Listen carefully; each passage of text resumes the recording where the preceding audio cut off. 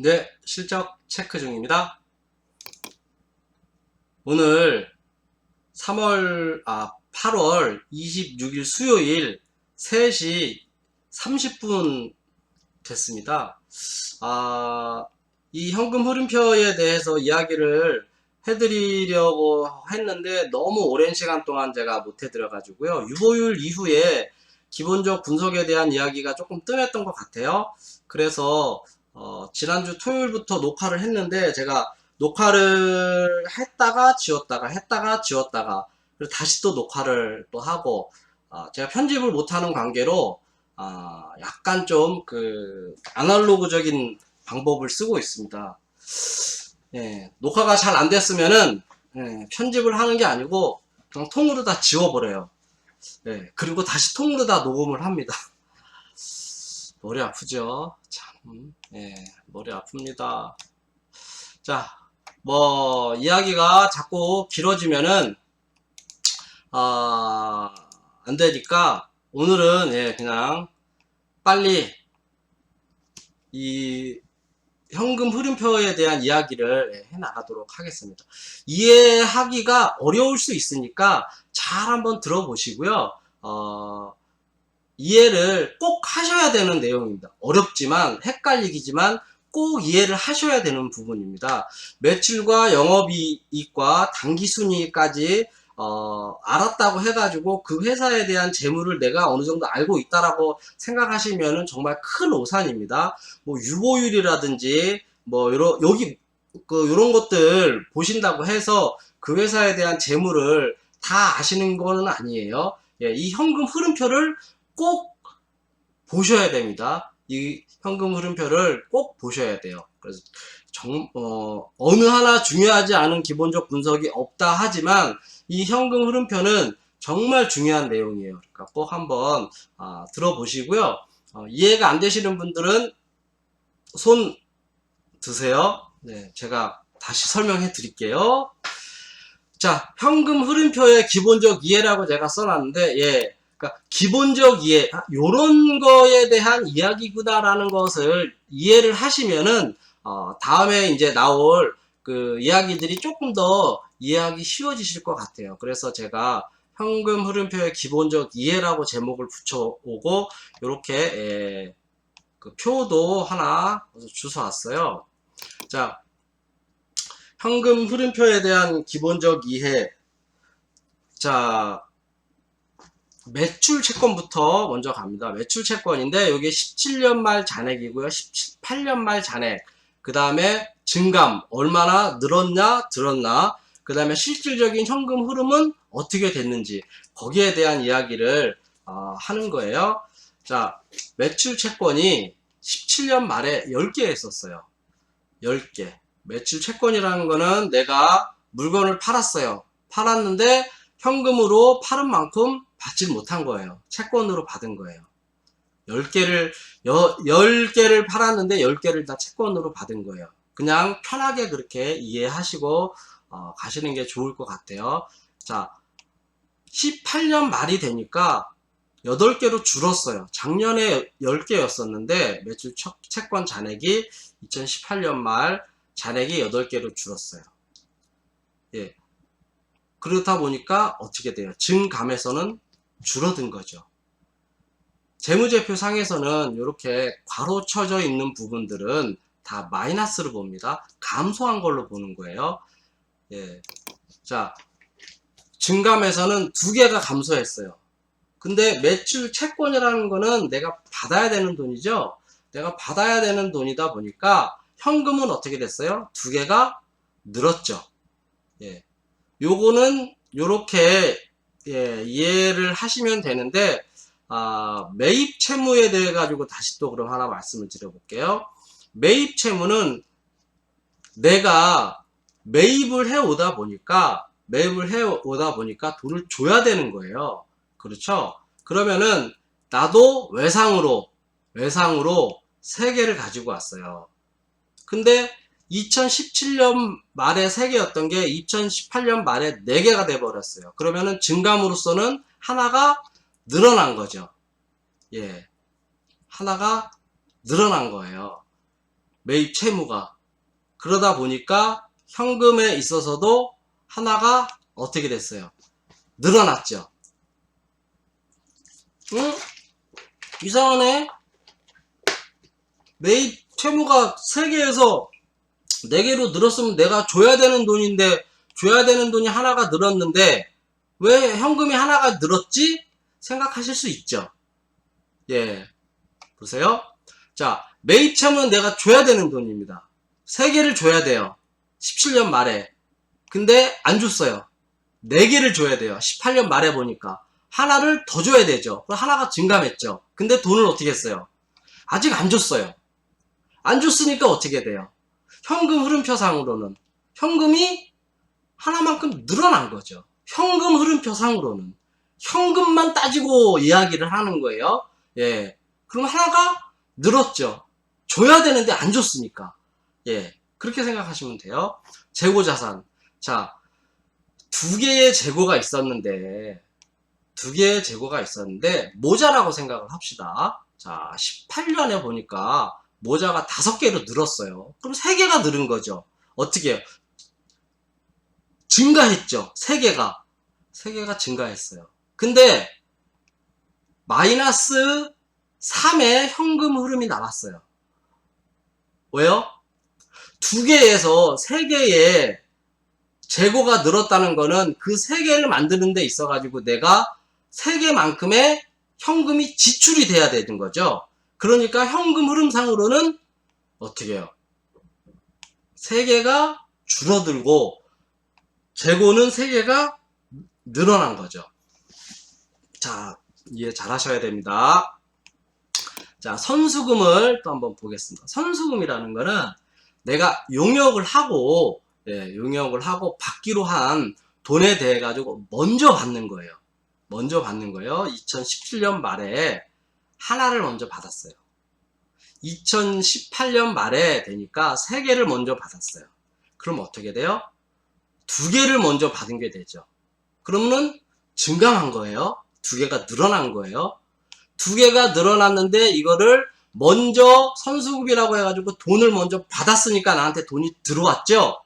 그러니까 어떻게 돼요? 2개가 현금 흐름상으로는 늘어나게 되는 거죠. 자, 2017년 말에 선급금을 하나도 내가 못 줬어요. 선급금으로 넘어가면은 선급금이라는 건 내가 줘야 되는 돈이에요. 하나도 안 줬어요. 2018년 말에 내가 하나를 줬어요. 그러면은 하나를 준 거만큼 하나만큼 증가한 거예요.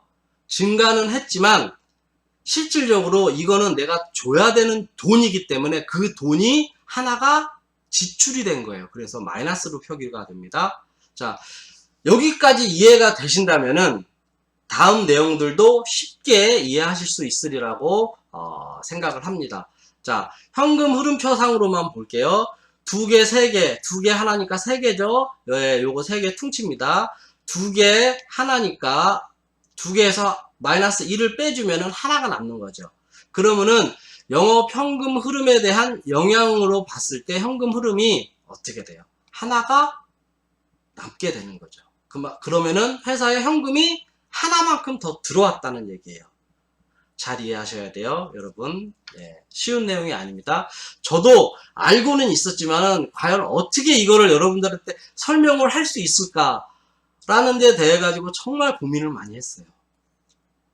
예, 그래서 제가 이거를 몇 번을 녹화를 했다가 지웠다가 했다가 지웠다가 나는 알겠는데 설명을 듣는 사람 입장에서는 이게 이해가 될까라는 생각이 많이 들어가지고 예, 저도 자, 다음 내용으로 이제 들어가도록 하겠습니다. 자, 현금 흐름표는 좀 전에 제가 말씀드린 거에 대해서는 일단 시작에 대해 출발은 당기순이익과 단기순이익에 대해서 출발을 하는 거예요. 당기순이익과 현금 흐름에 대한 비교를 하는 거라고 보시면 돼요. 당기순이익과 영업활동 현금 흐름의 차이를 보는 거라고 보시면 돼요. 당기순이익은 뭐예요? 회사가 1년 동안 일을 해가지고 남은 순이익을 얘기하는 거예요. 단기순이익은. 영업활동 현금 흐름이라는 거는 그러면은 당기순이익이 이만큼인데 그럼 그만큼의 영업활동을 너네가 해서 그만큼의 현금이 들어왔는지에 대한 차이를 보는 거예요. 영업이익에 비해서 당기순이익의 차이, 당기순이익은 발생 기준에 대한 표시예요. 당기순이익은 매출이 일어나고 영업이익이 나오고 당기순이익이 나오는 데 대한 발생 기준, 돈이 들어오고 나가고는 상관이 없어요. 그냥 그게 이렇게 됐다라는 데 대해 가지고 표기를 하는 거예요. 그러면은 다음 넘어가서 현금, 즉 돈의 움직임이라고 되어 있죠. 영업이익에 대해 당기순이익의 차이, 현금, 즉 돈의 움직임. 현금 흐름표는 그 당기순이익만큼의 현금이 얼마나 들어왔느냐에 대한 표시를 하는 거예요. 자, 이제 본격적으로 영업활동에 대한 현금 흐름에 대해서 들어갈 거고요. 예, 아까 말씀드린 대로 영업활동 현금 흐름, 투자활동 현금 흐름, 재무활동 현금 흐름 이렇게 세 개가 있습니다. 자, 영업활동 현금 흐름, 당기순이익과 현금 활동 현금 흐름의 차이에 대해 가지고 제가 말씀을 드리고 몇 번 제가 강조해 드렸어요. 자, 여기에 대해 가지고 그냥 이 모뉴엘이라는 회사를 제가 여기에다가 적어는 놨는데 한번 보고 가기로 할게요. 모뉴엘이라는 회사를 여러분들도 다 아시는 회사일 거라고 생각이 들어요. 왜냐면은 너무나 유명했던 그런 사건이었고 정말 참 그 우리나라의 어떤 그 감사라 그래야 되나요? 그게 너무 허술했다는 거를 증명해 주는 그런 사건이었기 때문에 자, 한번 보겠습니다. 겉만 보면 모뉴엘은 정말 화려했던 기업입니다. 세계 최대 가전 전시회 CES에서 아이디어 상을 받았고요. LG도 못 뚫은 미국 PC 시장을 뚫었다고 알려졌습니다. 예, 굉장히 좋은 회사로 표시가 됐죠. 이게 어느 분의 그 뭐죠? 카페가 아니고 그 블로그에서 제가 온 거예요. 예, 미국과 유럽에 3조 원 가까운 PC 수출을 해낸 가능성 있는 정말 잘생긴 기업 이렇게 써놨는데 정말 좋죠. 여기까지는 굉장히 좋습니다. 자, 그 다음에 그런데 이 기업은 우리나라 초엘리트들이 모인 공공기관과 은행 그리고 언론까지 완벽하게 속였습니다. 그것도 거의 7년 동안 예, 무슨 일이 있었는지 한번 볼게요. 제가 매출과 영업이익과 당기순이익은 발생 시점이라 그랬죠. 발생 시점. 자, 그러면 어떤 회사를 볼까요? 예, 항상 저는 현금이 아니고 현대차가 생각이 납니다. 뭘 볼까요? 하면 저는 현대차가 생각이 나더라고요. 자, 여기에는 기업 실적 분석이라는 게 있어요. 이거는 제가 다 말씀드렸던 거고요. 기업 실적 분석상에 매출액 있죠? 이 밑에 영업이익 있어요. 예. 영업이익 있어요. 그 다음에 당기순이익 있어요. 자, 우리 매출 이만큼 올렸어? 대단하죠? 예. 96억 3천억. 예. 자, 영업이익 45조. 우리 영업이익 45조 나왔어. 이만큼의 매출을 올리면 이만큼의 영업이익이 나온다는 거예요. 대충의 영업이익률이라는 게 얘네들이 어느 정도 계산이 돼 있기 때문에 자, 그러고 나면은 얘네들이 요만큼의 당기순이익이 나왔어. 요거는 조금 영업이익과 당기순이익의 차이가 너무 없어서 조금 그렇긴 한데 어쨌든 뭐 발생 시점에서 이렇게 발생을 했다고 하니까 그렇다고 해가지고 요거를 딱 가지고 은행을 가가지고 요거를 담보로 이자를 돈을 빌려옵니다. 예. 근데 은행에서는 또 빌려줘요. 참나, 예? 참 좋은 나라예요. 예. 근데 얘네들이 간과한 게 뭐였냐면은 이 현금 흐름표를 실질적으로 꼼꼼하게 들여다보지 않고 감사를 제대로 못한 거예요. 그러다 보니까 실질적으로 얘네들이 발생 기준에서 표시한 매출과 영업이익과 당기순이익 이 기업 실적표만 보고 돈을 냅다 빌려준 거예요. 이거를 채권을 담보로 잡고. 근데 마지막에 갔을 때 여러분들 기억나실지 모르겠지만 무슨 사무실 같은 거 같기도 하고 무슨 창고 같은데 뭐 컴퓨터 몇 대 있고 책상 몇 대 있고 아무것도 없었어요. 네. 근데 그런 애들한테 이 기업 실적 분석표를 보고 돈을 빌려준 거예요. 네. 현금 흐름표는 안 보고. 여기 현금 흐름표도 지금은 솔직히 예전에 비해서 제가 주식 시작할 때에 비해서 많이 좋아지고 많이 편해진 건 사실이에요. 예. 뭐 인터넷 뭐 여기만 가도 뭐 예, 뭐 다 나오니까요. 여기 영업활동 현금 흐름부터 시작해가지고 다 나오니까요. 예, 좋아지긴 했죠. 이것만 봐도 거기는 걔네는 뭐 망해서 지금 없지만 예, 이것만 봐도 뭐 빌려줄 회사가 아닌지에 대해서는 답이 나왔을 텐데 글쎄요 왜 빌려줬는지 모르겠지만 예, 어쨌든 모뉴엘이라는 그런 회사가 있었어요. 그렇게 해가지고 결국 피해는 또 누가 봅니까? 예. 예, 그냥 영업활동 현금 흐름에 대해서 그냥 쭉 나가도록 하겠습니다. 매출 채권의 감소와 증가는 수시로 일어나는 일이기 때문에 영업활동 현금 흐름에 대한 금액은 항상 늘기도 하고 줄기도 하고 그래요. 매출 채권 아까 처음에 했었죠? 매출 채권에 대해서 예, 제가 여기서 처음에 매출 채권에 대해서 말씀을 드렸었어요. 예.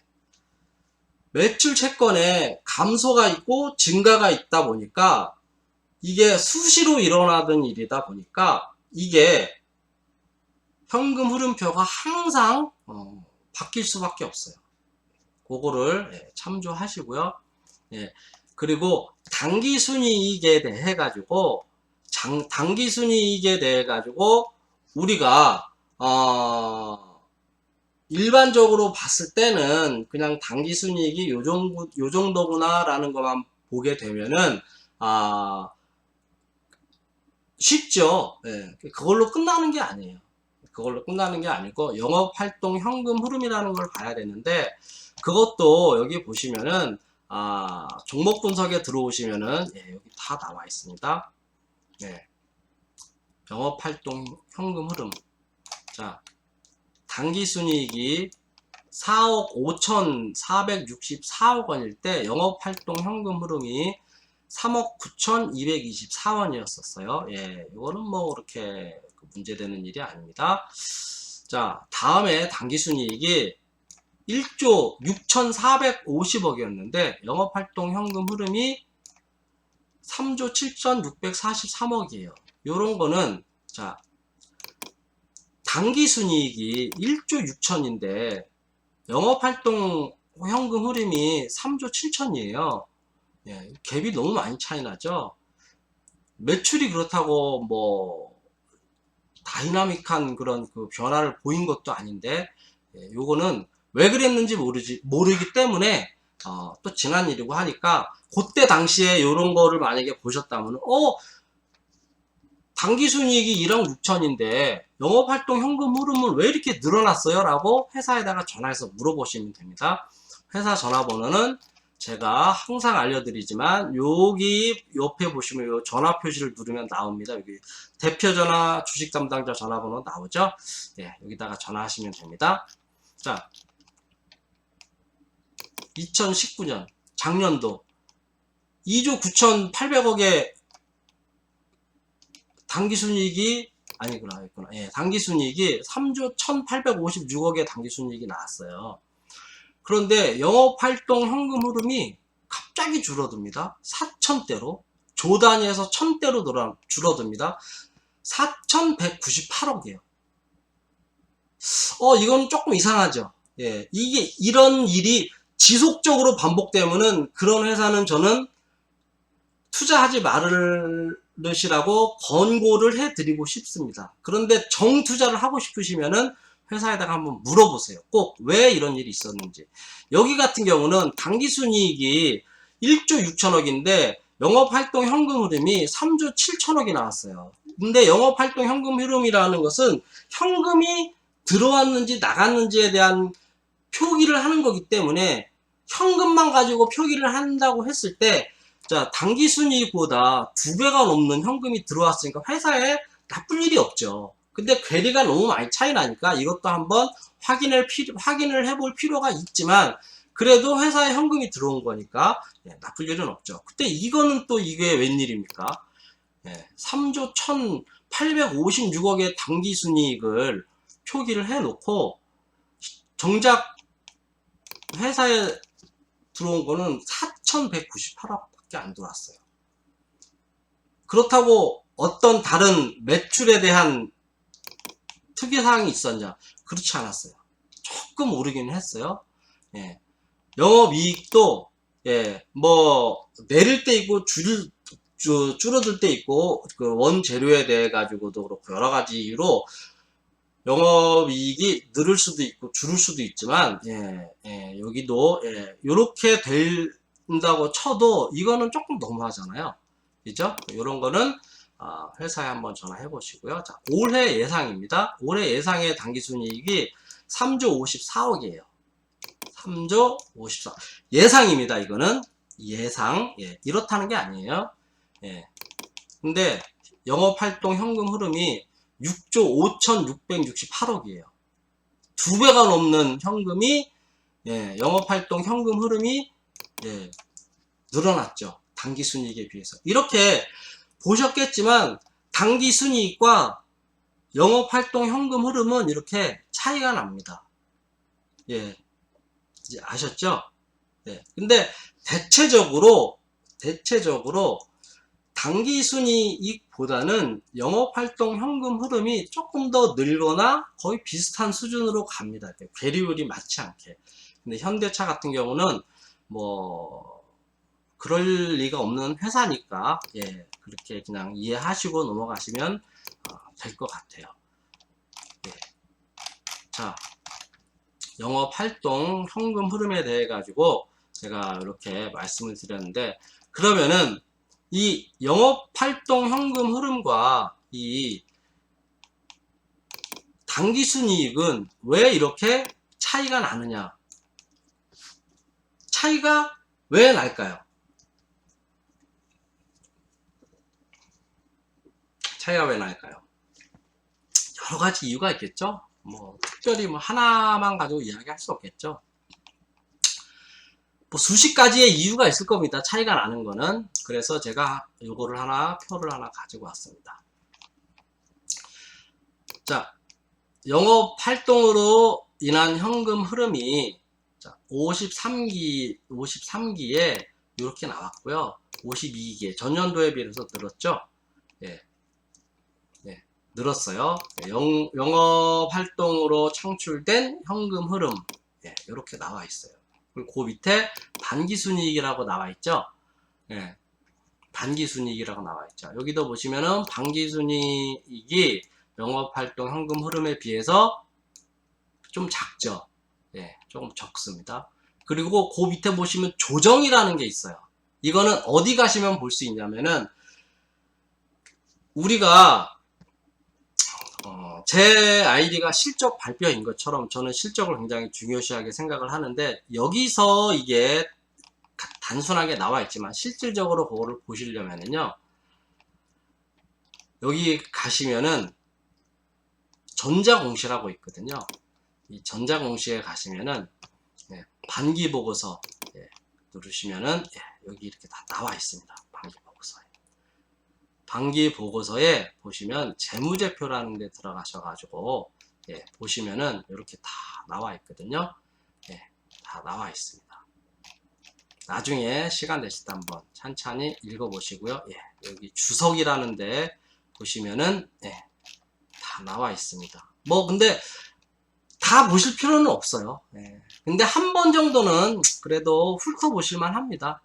훑어보실만 해요. 예. 다시 예.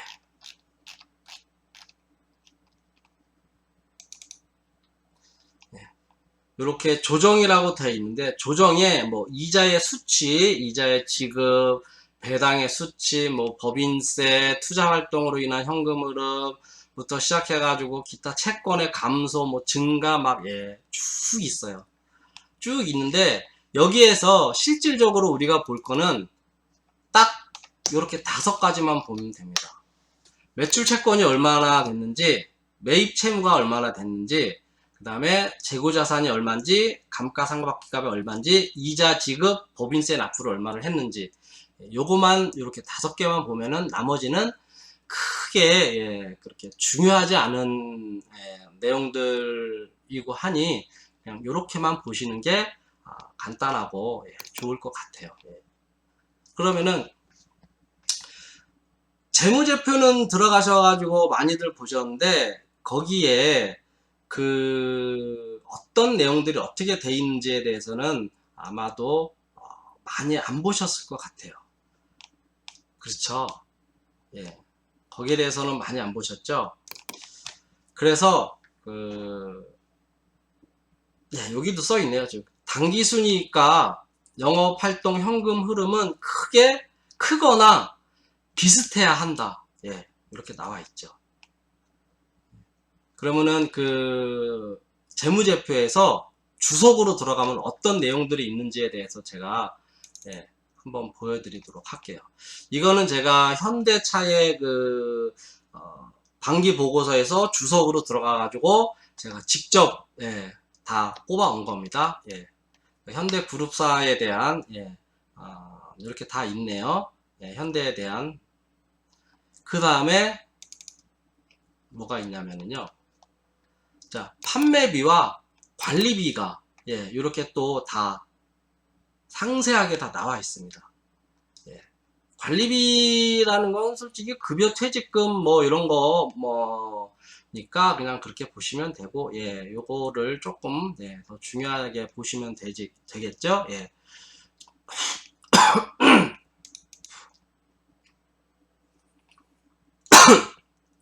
보셨나요? 입으로 못 들어갔죠. 날파리 같은 거 들어갔죠. 이걸로 내려야 되나요?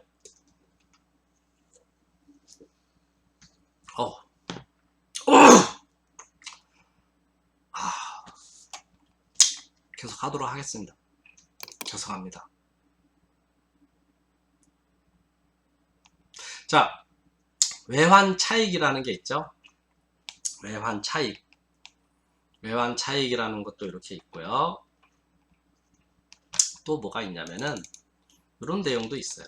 희석 주당 수익. 이거는 뭐 맨날 이렇게 나오는 건 아니지만은 예, 그 상황에 따라서 얘네들이 예, 이렇게 이런 내용이 있으니까 또 넣기도 하고 없으면 안 넣어도 상관없습니다.